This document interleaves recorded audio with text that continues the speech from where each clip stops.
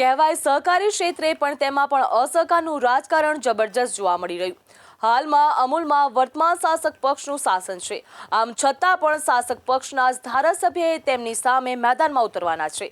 ભાજપના વર્તમાન ધારાસભ્ય ઉમરેઠના ગોવિંદ પરમારે અમૂલની ચૂંટણીમાં ઝંપલાવવાનો દાવો કર્યો, પરંતુ પછી હાઈકમાન્ડના દબાણના કારણે તેમણે દાવેદારી પરત ખેંચી લીધી। આ ચૂંટણીનો પ્રભાવ એટલો બધો છે કે એક વોટ માટે 7-7 લાખ રૂપિયા ખર્ચવામાં આવી રહ્યા એવું કહેવામાં આવી રહ્યું છે। અમૂલ ચૂંટણી જાણે વટનું મેદાન બની ગઈ હોય। શાસક પક્ષની અંદર હંસાતુંસી જોવા મળી રહી છે। રાજેશ પાઠકે આ ચૂંટણી જીતવા માટે રીતસરની કિલ્લાબંધી કરી હોય તેવું કહેવામાં આવે છે। વિરોધના વંટોળ વચ્ચે પણ આ ચૂંટણીમાં ચૂંટાઈ આવવાનો તેમનો વિશ્વાસ છે। ગોવિંદ પરમારે કહ્યું હતું કે હું ગયા વખતની ચૂંટણી ફક્ત 2 મતોથી હાર્યો હતો। તેમણે કબૂલ્યું હતું કે તે હકીકત છે કે મને પક્ષનો મેન્ડેટ મળ્યો નથી, પરંતુ પક્ષે મારી દાવેદારીનો વિરોધ પણ કર્યો નથી। હું પોતે પક્ષ પ્રમુખ CR પાટીલને જઈને મળી આવ્યો છું અને જણાવી દીધું છે કે હું આ ચૂંટણી લડવાનો હતો, પરંતુ ગોવિંદ પરમારને ચૂંટણી ન લડવા માટે મનાવી લેવામાં આવ્યો।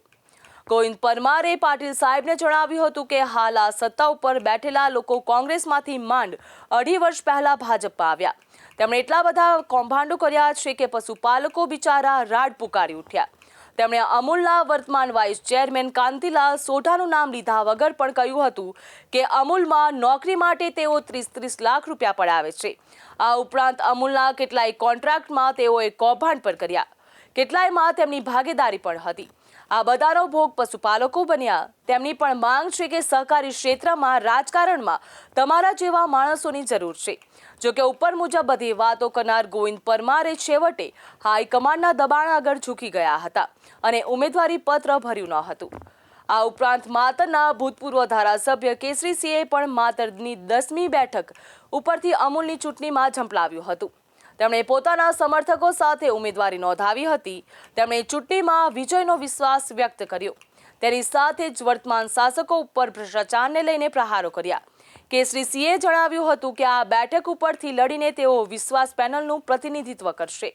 તેઓ સહકારી ક્ષેત્રના રાજકારણમાંથી ક્ષત્રિયોને એકડો કાઢવાના પ્રયત્નને સફળ થવા દેશે નહીં। તેઓ ક્ષત્રિય સમાજને નુકસાન થાય તેવું પગલું ભરનારાઓને અટકાવવા માટે આ ચૂંટણીમાં લડી રહ્યા છે। સહકારી ક્ષેત્રમાં ક્ષત્રિય સમાજ હાંસિએ ધકેલાઈ ન જાય તે જોવાની જવાબદારી તેમની છે। તેઓ જવાબદારી સારી રીતે નિભાવવા માટે પ્રયત્નશીલ છે। તેના ભાગરૂપે જ તેમણે આ ચૂંટણીમાં ઝંપલાવ્યું છે।